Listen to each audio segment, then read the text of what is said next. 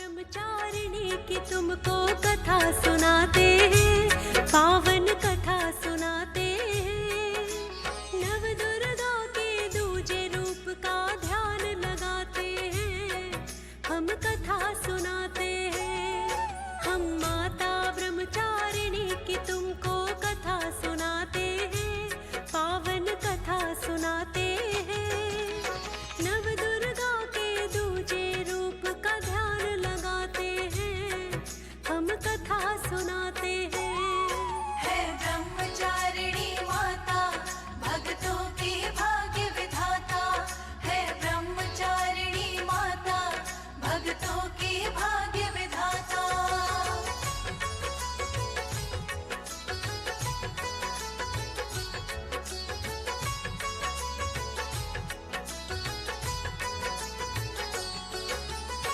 प्रिय भक्तजनों, आज हम आपको माता ब्रह्मचारिणी की कथा सुनाएंगे। प्रिय भक्तों, माता ब्रह्मचारिणी नवदुर्गा का दूजा रूप है। यहाँ ब्रह्म का अर्थ तप है, अर्थात माता को तप का आचरण करने वाली माना जाता है। भक्तों, क्योंकि माता ने भगवान भोलेनाथ को पाने के लिए बड़ा ही घोर तप किया था, अतः इनका नाम ब्रह्मचारिणी एवं तपस्चारिणी हुआ। तो आइए भक्तों, जानते हैं इनकी महिमा और कथा।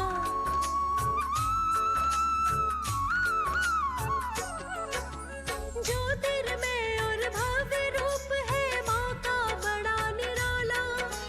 बाएं हाथ में लिया कमंडल, दाहिने में जपमाला। जिन पर माता ब्रह्मचारिणी कृपा करती है, त्याग तपस्या संयम की उन्हें शक्ति मिलती है। दूजे नवरात्रे में करते इसी रूप का ध्यान, अपने सभी भक्तों का माता करती है कल्याण। माता के इस रूप का जो भी सच्चा ध्यान लगाए, विचलित नहीं मन होता चाहे परिस्थिति जो आए। विपदाओं से पार भक्त वो पा ही जाते हैं, पावन कथा सुनाते हैं। नव दुर्गा के दूजे रूप का ध्यान लगाते हैं, हम कथा सुनाते हैं। है ब्रह्मचारिणी माता भक्तों की भाग्य विधाता, है ब्रह्मचारिणी माता भक्तों की भाग्य विधाता।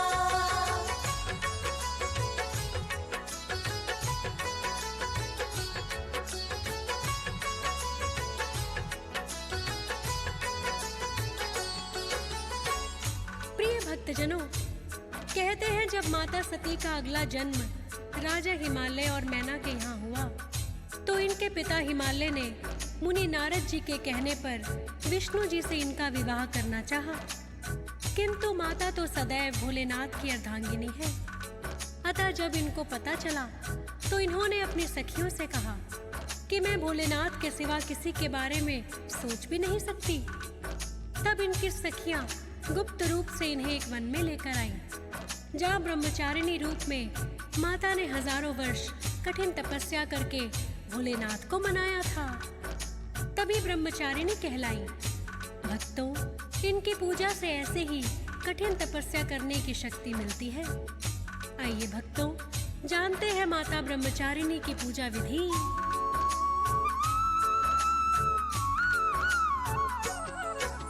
गंगा जल से पहले करे शुद्ध पूजा वाला स्थान, श्री गणेश का सबसे पहले करना चाहिए ध्यान।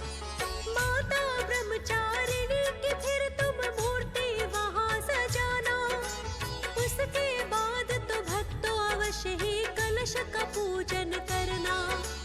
पंचामृत से माता को फिर तो स्नान कराए, रोली चंदन अक्षत से फिर टीका इन्हें लगाए। लौंग का जोड़ा और पुष्प भी अर्पित करना है, धूप दीप नैवेद्य सहित फिर नाम स्मरना है। मिश्री खीर या बर्फी का इन्हें भोग लगाते हैं, सुनाते हैं। नव दुर्गा के दूजे रूप का ध्यान लगाते हैं, हम कथा सुनाते हैं। है ब्रह्मचारिणी माता, भक्तों की भाग्य विधाता। है ब्रह्मचारिणी माता, भक्तों की भाग्य विधाता।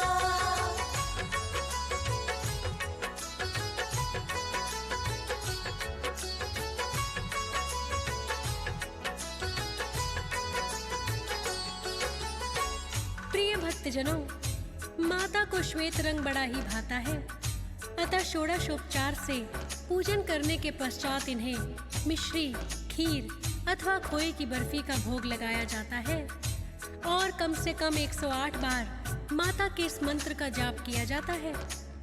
ये मंत्र है, या देवी सर्वभूतेषु ब्रह्मचारिणी रूपेण संस्थिता, नमस्तस्यै नमस्तस्यै नमस्तस्यै नमो नमः, अथवा ओम देवी ब्रह्मचारिण्यै नमः। इसका जाप भी किया जा सकता है। शाम को फिर यही क्रम दोहराएं। पूजा पाठ के पश्चात कथा का श्रवण या पठन अवश्य ही करना चाहिए। माता की कथा सुनने से व्रत का पूर्ण फल प्राप्त होता है।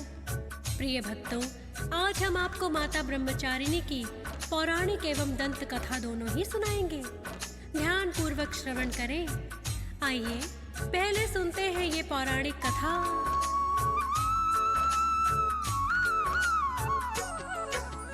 पूर्व जन्म में इनके पिता थे राजा दक्ष प्रजापति।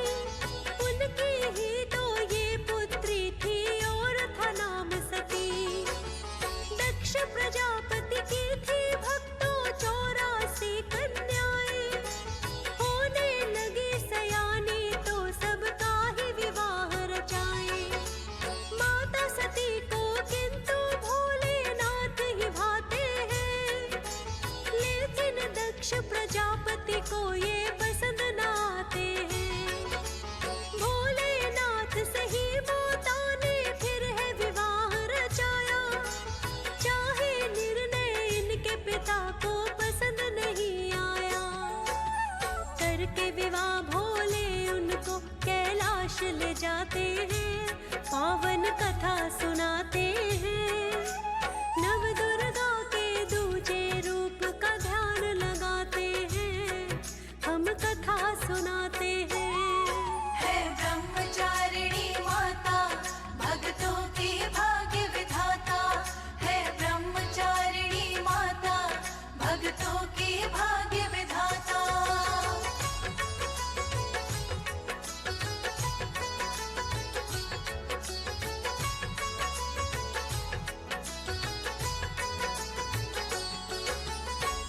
प्रिय भक्तजनों, अपने पिता दक्ष प्रजापति के न चाहते हुए भी माता सती ने महादेव से विवाह रचाया और कैलाश पर्वत पर आ गईं। एक दिन राजा दक्ष प्रजापति ने एक महायज्ञ का आयोजन किया, जिसमें सभी देवताओं को आमंत्रित किया गया, किंतु भोलेनाथ और माता सती को निमंत्रण नहीं भेजा गया। राजा दक्ष प्रजापति के महायज्ञ में सभी देवताओं को आकाश मार्ग से जाते हुए देखकर माता सती ने जिज्ञासावश भोलेनाथ से पूछा, हे नाथ, आज सभी देवता कहाँ जा रहे हैं? तब भोलेनाथ ने कहा, हे देवी, आपके पिता के यहाँ महायज्ञ का आयोजन है, सभी देवता वहीं जा रहे हैं।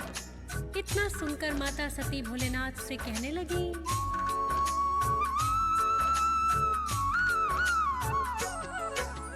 यदि कोई महायज्ञ नाथ है मेरे पिता के यहाँ, उस आयोजन में हमको भी जाना चाहिए वहाँ। भोलेनाथ ने परमाता को ये समझाया है, कोई निमंत्रण आपके पिता का हमें न आया है।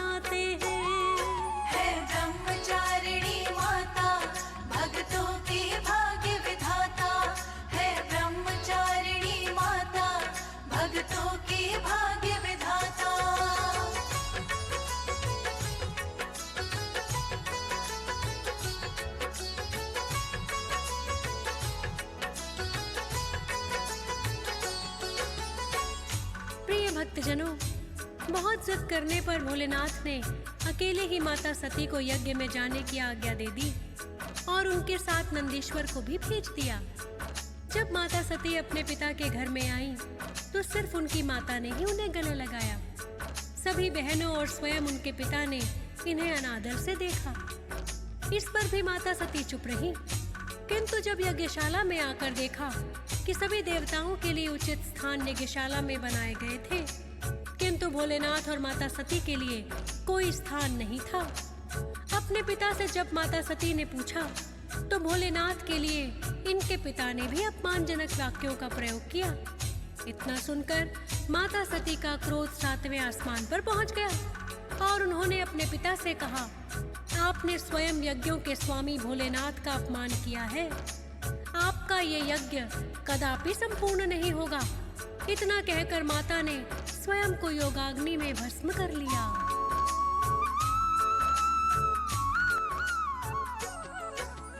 भोलेनाथ के क्रोध की फिर तो भड़क गई ज्वाला।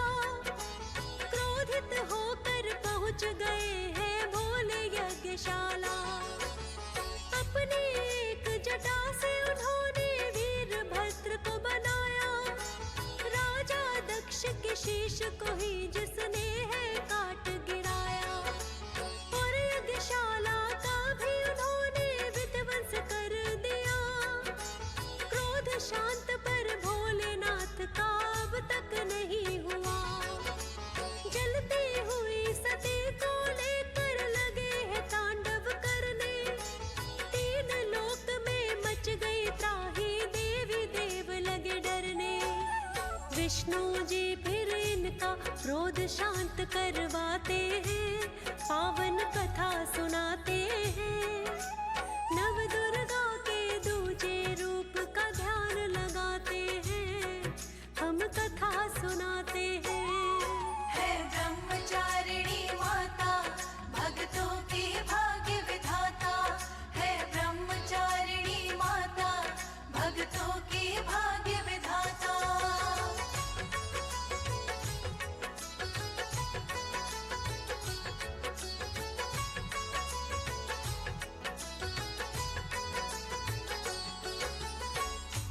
प्रिय भक्तजनों, माता सती की जलती हुई काया को लेकर जब भोलेनाथ तांडव करने लगे तो तीनों ही लोकों में त्राही त्राही मच गई। इतना देखकर ब्रह्मा जी ने विष्णु जी से विनती की कि भोलेनाथ के क्रोध को शांत करने का कोई उपाय कीजिए।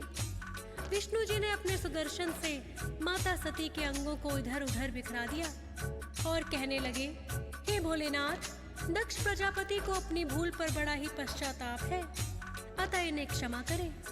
विष्णु जी के कहने पर ही उन्होंने दक्ष प्रजापति को जीवन दान देते हुए उन्हें यज्ञ पशु बकरे का शीश लगा दिया और स्वयं वैरागी होकर कैलाश पर्वत पर आ गए। प्रिय भक्तों, जैसा कि हम पहले ही वर्णन कर चुके हैं, माता सती का अगला जन्म राजा हिमालय और मैना के घर हुआ। जब इनके पिता ने इन्हें विवाह के लिए मुनि नारद के सुझाव पर विष्णु जी को चुना तो ये अपनी सखियों की सहायता से गुप्त रूप से एक वन में आ गई और भोलेनाथ की तपस्या में लीन हो गई, क्योंकि माता ने तो भोलेनाथ को ही पति के रूप में स्वीकार कर लिया था। विष्णु जी से विवाह का प्रश्न ही नहीं उठता। अतः माता अपने पिता को बिना बताए ही वन में आकर घोर तपस्या में लीन हो गई।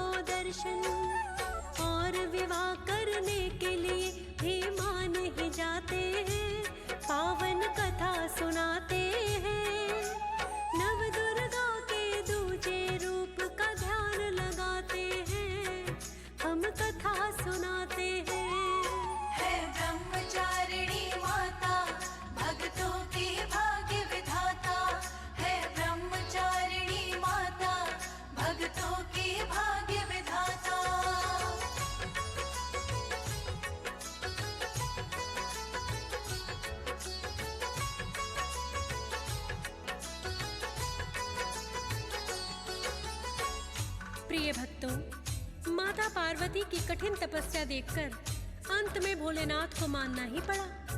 इधर मुनि नारद ने भी इनके पिता को बताया कि माता पार्वती भोलेनाथ के सिवा किसी और को अपना वर नहीं चुनेंगी, और इसके लिए वो वन में जाकर कठिन तपस्या करने लगी। और उन्होंने अपनी तप साधना से भोलेनाथ को प्रसन्न कर लिया। इनके पिता भी मान गए और आदर सहित अपनी पुत्री को घर ले आए। तत्पश्चात भगवान भोलेनाथ से इनका विवाह भी रचाया। प्रिय भक्तों, भोलेनाथ को मनाने के लिए माता ने जो घोर तपस्या की थी, किसी कारण इनका नाम तपश्चारिणी अथवा ब्रह्मचारिणी हुआ। और माता पार्वती के इसी रूप की पूजा दूसरे नवरात्रे में करते हैं। जिस प्रकार माता ने अपने तप और त्याग से भोलेनाथ को प्रसन्न कर लिया, माता के इस रूप की पूजा करने वाले भक्तों को तप और त्याग करने की शक्ति प्राप्त होती है। प्रिय भक्तों, ये थी माता ब्रह्मचारिणी की पौराणिक कथा।